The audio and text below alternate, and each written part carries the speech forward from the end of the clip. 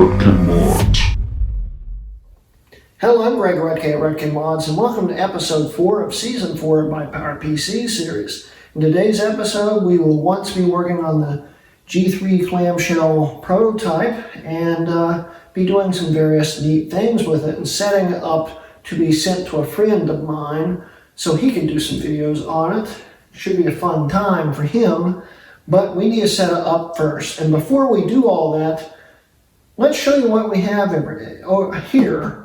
Let's show you what we have here, and we'll start with this. This is a 1080i HD TV from 2004, made by Gateway. It's a 26-inch LCD TV that I've had since it was brand new. This was like a $1,500 TV when it was new, and my dad bought it for me to use as a computer monitor. It's a really expensive computer monitor, and it's 1080i. I don't remember what resolution it was for the computer part of it though. But it's still a nice TV. Why do I have it sitting here, you may ask? Well, since this is a prototype of a second generation clamshell, I thought we'd use some official Apple AV cables, which were for the second generation iBooks and a few of the Snow models before they finally did away with the headphone jack video out. This I think also works with like video iPods and stuff, but on the back of this is circa 2004 steel sealed package model version. This was literally meant for a second generation clamshell. And we're going to be unwrapping it in this episode and using this TV to get some video out if this prototype does indeed actually support it. We'll also be installing Tiger with one of my bootable SSD Firewire drives. We'll also be installing 9.22, and we'll be installing a little fun thing that Hap actually sent me. And I don't know if we can get this to install or not. I haven't even tested it yet. But this right here is a copy of macOS 9.1 internal. It was only meant for internal Apple use and testing. It was never released to the public, and Hap came across it on one of his prototypes, and he thought it would be pretty neat to run on this. So we're going to be running it on this, and this is the first thing we'll be installing. Right now we're running 10.0. We're going to wipe everything, partition it out with a Tiger drive so it's all partitioned out. We're going to try and install this. But before we do all that, and before you ask, no, I'm not sharing this. Hap does not want this shared. So, sorry. But you'll get to see it and experience it, which I hope will be good enough for you guys.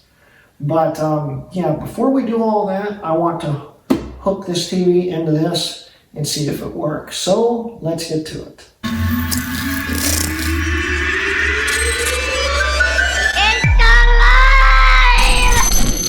Okay, so let's start with the AV cables. This, I think I originally said the beginning was circa 2004. I said that wrong. It's circa 2001. This is really the real deal original cables that were meant for the second generation clamshell. And as we can see, compatible only with iBook computers that have an AV port. Okay, it's never been opened since 2001, so let's open it now. And yes, I know I'm destroying priceless Apple packaging, but who really cares? It's an AV cable. And it is really slow. My goodness. Yeah. This is some strong plastic. Okay. So, it's still not opening. Why is it not opening? Okay. And here are the official AV cables. So I'll unwrap these really quick and we'll plug it into the TV. Okay guys, so let's hook up the cable and see if it works. I was having problems with this TV earlier, but I think it's going to work now. And I forgot there was actually a plug-in right here for all these AV jacks. We already have it on AV3, so let's plug these in here.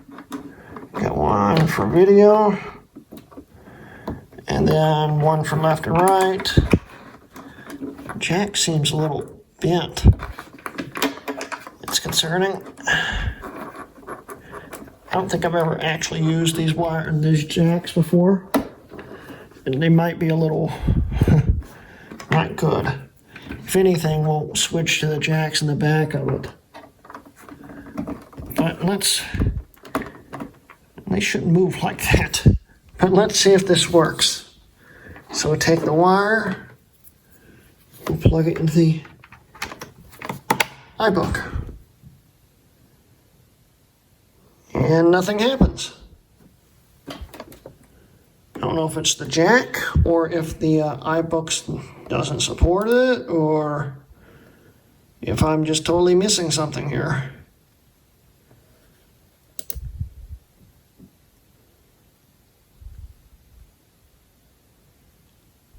Huh. Okay, I'm going to switch jacks real quick. I'll be right back. So this here idiot just spent 10 minutes trying to figure out why I could not get a signal out on this thing or my actual second generation. It's because I had the wire plugged into the wrong AV port on the TV, and I was trying to get it on the wrong AV. Now let's see if this works.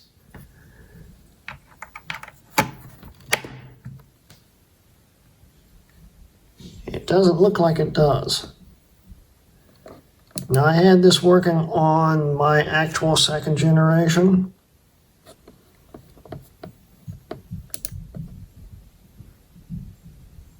In this setting, it should detect it's connected to a TV. It doesn't, but then again, we're running 10.0. It might be different in Tiger. So we can try that theory out too.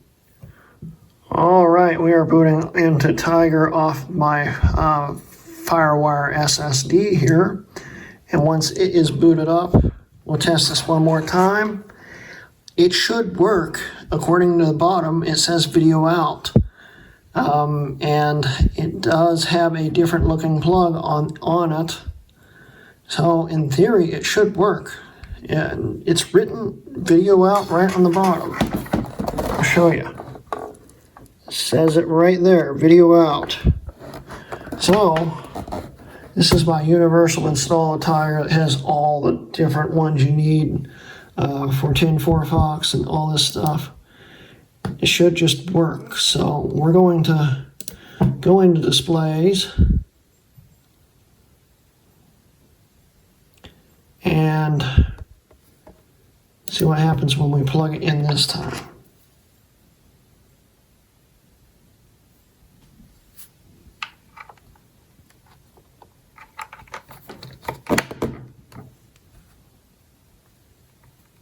Nothing. Okay, well, that translates that the second generation prototype, even though it says video out on it, really is not a video out capable system, because this logo apparently is telling the truth. It's just sound out. It's not actually doing anything. I guess there is no video out hardware on the board for the, what was it, EVT board. There's no video out hardware. I will quickly show you what it's supposed to look like when it works. So we'll just boot into the same install on my second generation, and yeah, 1 second. Okay, so here is my XGA modded second gen clamshell. Here's the cable. If we plug it into the jack, there we go. It looks pretty rough. On the TV, it's very blurry, but that's what it's supposed to do. The prototype doesn't do that. I guess it wasn't until the later prototypes where it worked. But this is what it's supposed to look like. And it just doesn't do it. So, yeah, that sucks. But, yeah, that's what it was supposed to do. The prototype doesn't do it. Anyway, back to the prototype. Okay, I booted it up into the Tiger installer just to format the disk out. I'm going to leave 5 gigs for the 9.1 internal, and 15 for 9.2.2, and 40 for Tiger. And that will be a good setup for it. Now let's talk about internal real quick. We're going to try and install it. I don't know if this is going to work the way I hope it will. But if you notice, it's on a DVD-R, and it's lucky this thing has a DVD drive in it, because this disk, and this is the same with a lot of internal disks or beta disks and stuff, they literally purposely made them just slightly too big for regular CDRs. Even back in the day, this is just a few megabytes too big. But on a DVD-R, it should, in theory, work, but it's a big waste of a DVD-R. And I don't even know if this disk is going to work, because I've had it floating around for over a month now, and it got a little scratched up. But we're going to see what happens. So I'm going to eject the drive, which I can't eject the drive, I don't think. Yeah, the eject button's broken on that. Okay, so let's turn it off.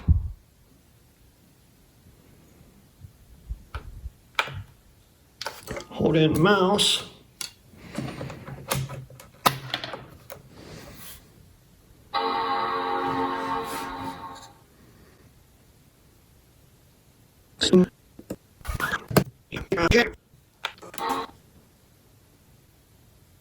Okay, so we'll manually eject the drive. If I can find the eject hole. There it goes.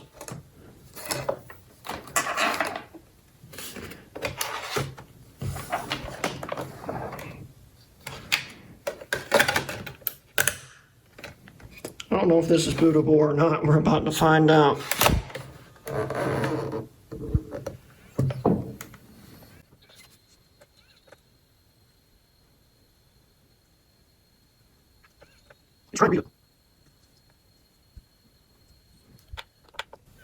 Try it in the boot menu.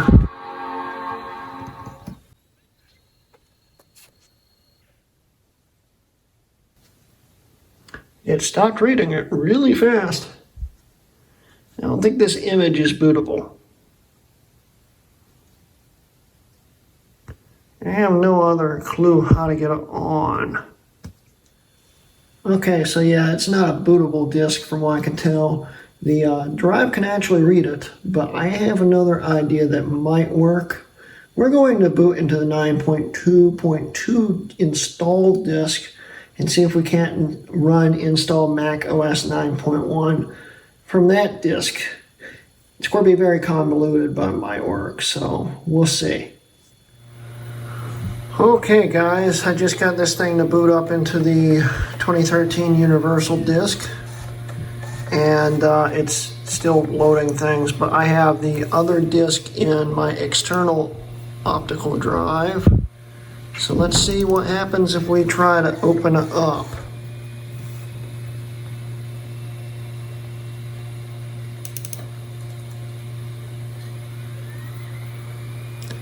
I don't know which one it is. Let's try this one. See if it gives us an error.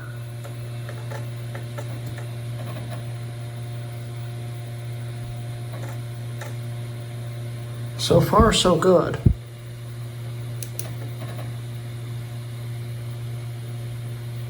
Yes, yes, yes. Select. Continue. Continue. I agree. Customize. He is putting everything on it. Network assistant client, why not? You don't really need language kit, so let's start.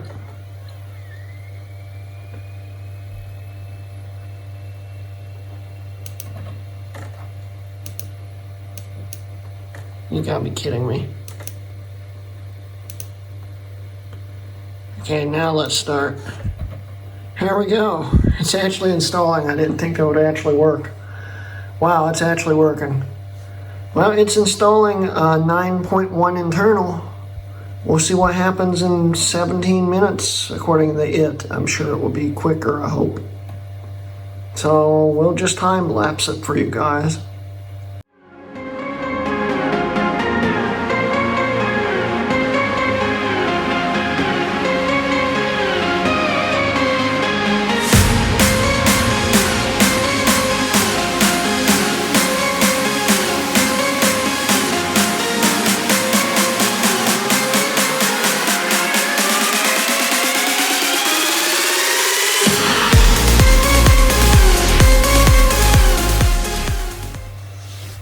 Okay guys, so the DVD software is not working. Let's try to skip that and see if it will just keep going. ICA parts. Okay, skip.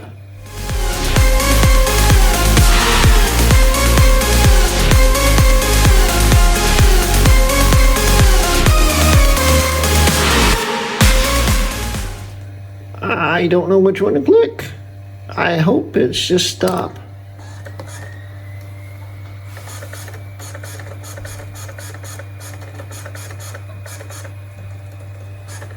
I guess it's set up. Yeah, that this installer is different than 9.2's. I guess close it. And we'll choose a new startup disk.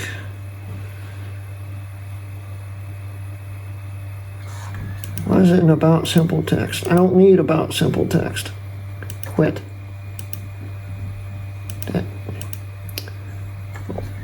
Okay. Control panels.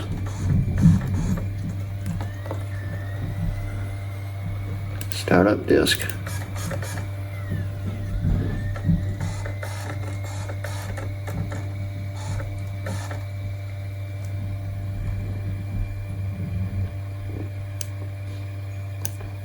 Yeah, 9.1 internal, restart. Let's see what happens, guys.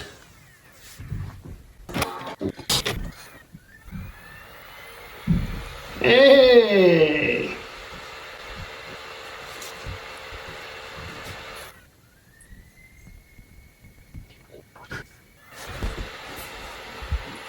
All right, guys, so we have successfully gotten 9.1 internal to run and install on here using the 9.2.2 installer. And here's all the stuff popping up on here. Setup Assistant, which was full screen GUI in 9.2. I don't think I've ever set up 9.1 before.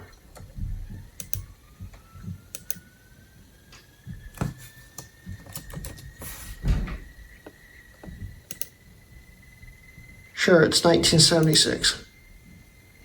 We live in California.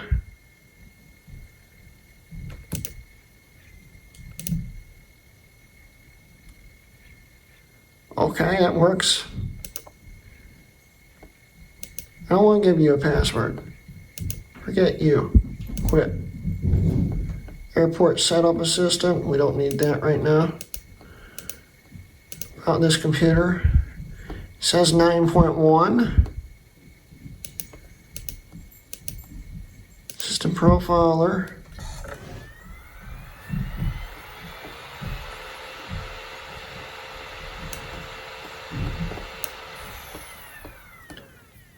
That disk was getting annoying. Okay. Yeah, the internal alpha build, I guess it would be, is a little broken. This is a 466 G3, and it is reporting as a 600 megahertz. It's a little bit faster than it really is.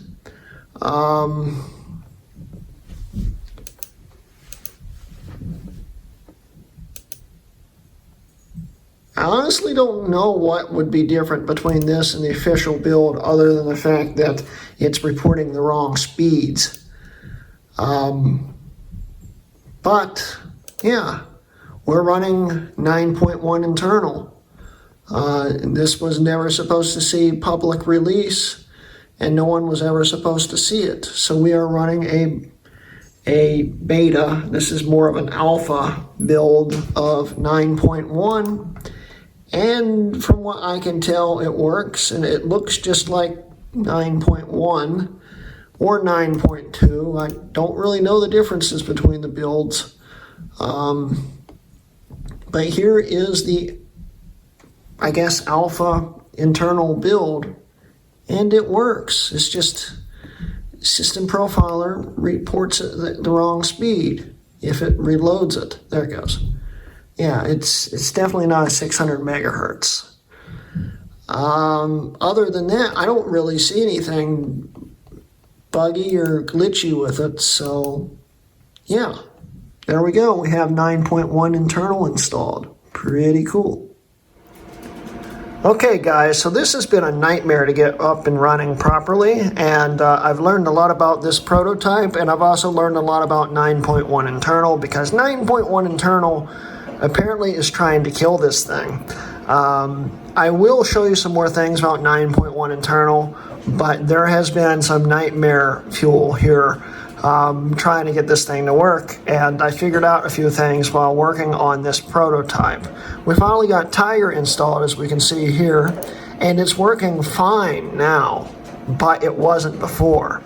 What had happened was 9.1 internal, if you remember in the video, I said it's weird that it's reporting at 600 megahertz, and that's because 9.1 internal changed something in the computer. I don't know what it was, but it acted like it was running at 600 megahertz. I don't know if it actually overclocked it or not, but every operating system afterwards reported as 600 megahertz, and even a PRAM reset did not fix it. It still said it was running at 600 megahertz, and every time I boot into 9.1 internal, it changes back to 600 megahertz. And the only way you can fix it is to reset the CUDA right here. And that involves using a paperclip. So I have to reset the CUDA every time I boot out of 9.1. Otherwise, the system gets very slow and very, very, very unstable.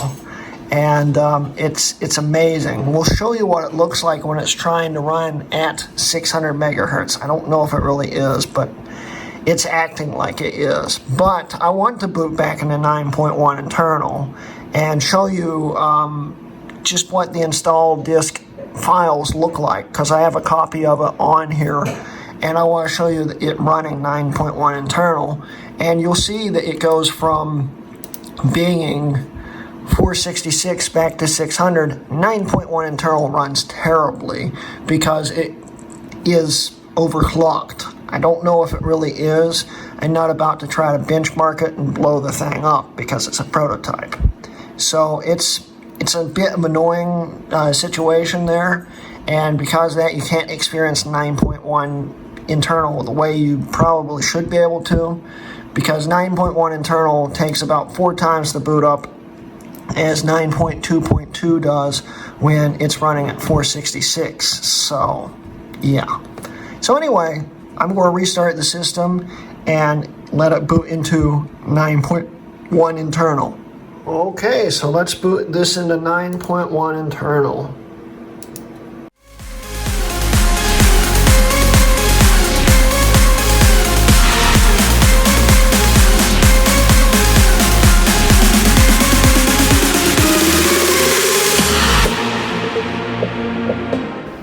Okay, so we'll go up to the System Profiler.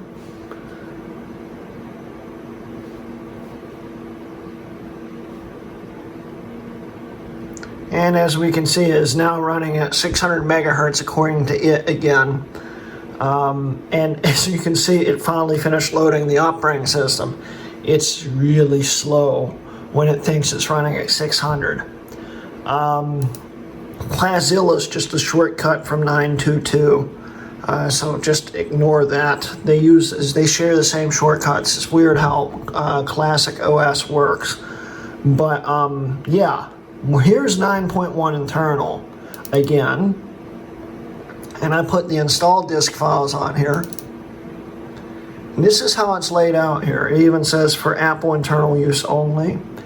And there's not a whole lot different on here, honestly, but it's interesting. It shows you things.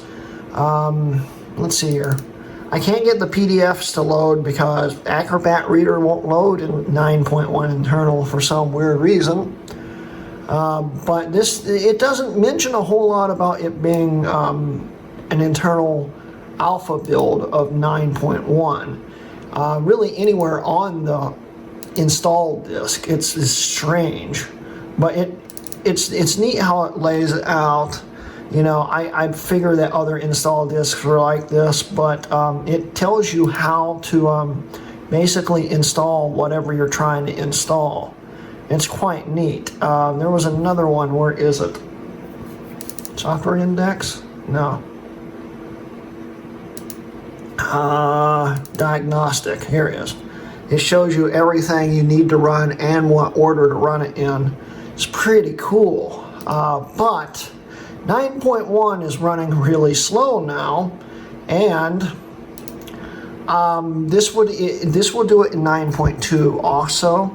But what I want to do is just let it reboot into Tiger. Tiger will take about 4 times longer to boot up because it will still think it's running at 600 megahertz.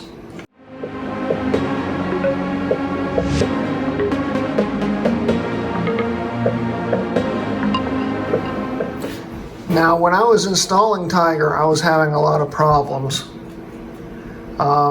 where it was crashing and freezing constantly.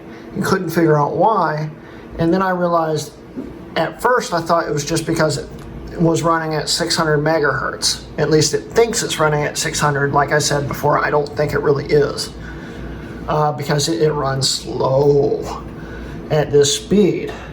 But I kept trying to install it off my Firewire drive, and every time I'd try it just would not work right. Let's go to about this Mac. It's slow, and this is on an SSD. There we go. 600 megahertz. It is now stuck thinking it is running at 600 megahertz, and the performance of this thing tanked because of that. It's really weird that 9.1 internal does that. But I was having problems with this thing crashing. It's because I kept trying to install it off of this. And even after I finally gave up, installed it on my iBook G4 over here, and then used an image to copy it over because even having this thing in target disk mode was not working right. I had to make the image on here and then copy the image over to here to make it work. Well, it finally hit me the umpteenth time it crashed while it was running Tiger, that there was something pretty simple wrong with it. And it's the prototype Firewire port on this system right here. Apparently doesn't like powered drives. And it will only run the powered drive for about 10 minutes, and then the whole system crashes. As long as this is not plugged in, system runs fine. And you can run another system in target disk mode, plug straight into this, no problem. As long as it's self-powered and not powered off of the Firewire port, the Firewire port works fine. But if it's powered off the Firewire port, it doesn't work. So that was another problem I found out with this prototype. The prototype Firewire port just wasn't ready for prime time yet. But now let's fix the speed problem on this. So we gotta shut it down. And I have to walk over here.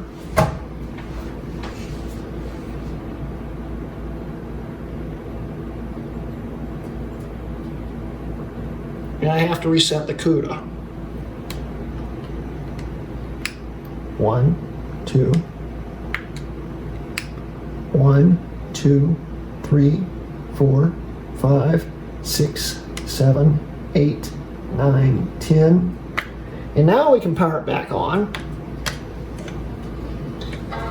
And in theory, it should be back at 466, where it should be.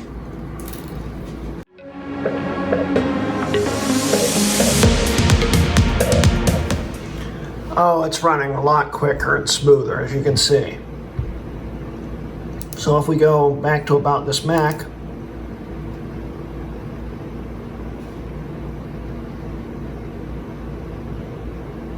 presto, we're back at 466 and Tiger is running properly. Now I'm not going to show you how Tiger's running on here. Tiger's running fine. After I figured out the Firewire problem, no issues whatsoever. So what I'm going to do is we're just going to boot into 9.2.2 to show you it is running 9.2.2, and then we'll wrap up the video. I'm going to finish setting up Tiger for my friend's video, and then we're going to be good. So let's restart it again and get it into 9.2.2.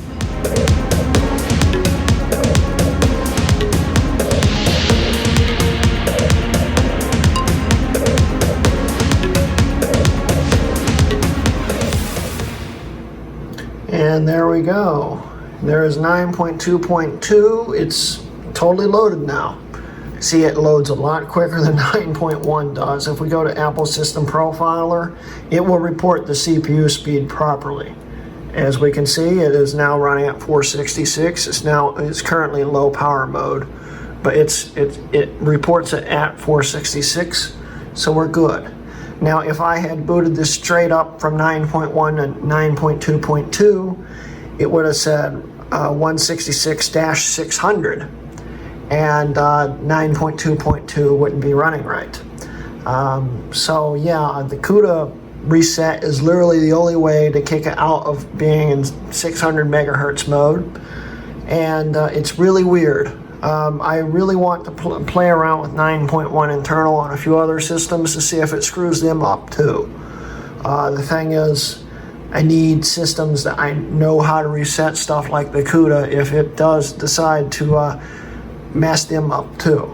But what can you do? It's basically an alpha build of an operating system, and it's running on a prototype. So it's a mixed bag there. It's very experimental, to say the least, and you know, what can you do about it? And a 9.2.2 runs beautifully on this thing, real quick, snappy, and you can still browse the web and stuff on it like you can any other system that has a good copy of Clamshell on it. And here we go, we're online. Pretty neat. So anyway, guys, I hope you enjoyed today's video. Yes, I know I'm in my dining room again, but that's because it's taken me another 2 days to film this, and I couldn't go next door to wrap up the video. But I will be filming in the studio from now on, hopefully, and this was just, I needed to finish the video so I could get it out to you, so I filmed it here. So yeah. Anyway, guys, I hope you enjoyed today's video. Don't forget, I do now have a Patreon. If you'd like to support me, there will be a link at the end of the video and also in the description below, where you'll get to see these videos a day early if you come and join me. I always release them a day early, sometimes earlier than that, before they go live on YouTube. So if you want to help support me, help me buy stuff like this prototype, and meet people like Hap that gives me free copies of internal software and all that neat stuff, I'll leave a link to Hap's website, a little bite different, down below. And yeah, you know, if you want to help me do all this stuff and just to really enjoy my material and want to see it early, come join my Patreon. And if you don't want to, that's fine. As long as you're watching my videos, it still helps me out. But anyway, guys, that's the end of today's video, and thank you for watching. This has been a RotK Mods video.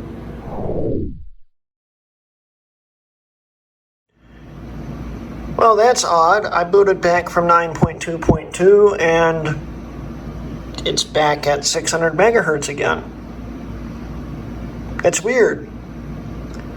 I still think it's a 9.1 problem. I figured 9.2.2 is pulling some files from the 9.1 every once in a while when it boots up, because classic OSes share files strangely. So that, I think, is the problem. But I've never seen this thing do this before, going from another OS into Tiger again. So I've got to reset the CUDA again just to get this to work right in Tiger. So, yeah. But anyway, guys, yeah. Just something interesting.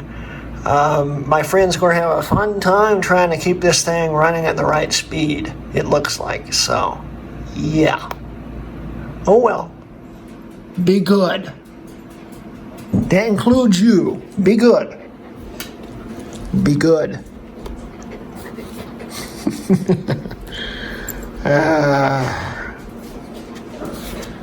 Oh, here comes the next one. Hi. Yes, I yelled at you. Xena?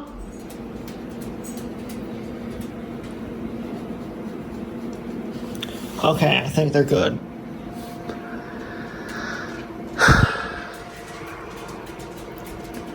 Okay, guys, so this has been a nightmare to get up and running properly, and I've learned a lot.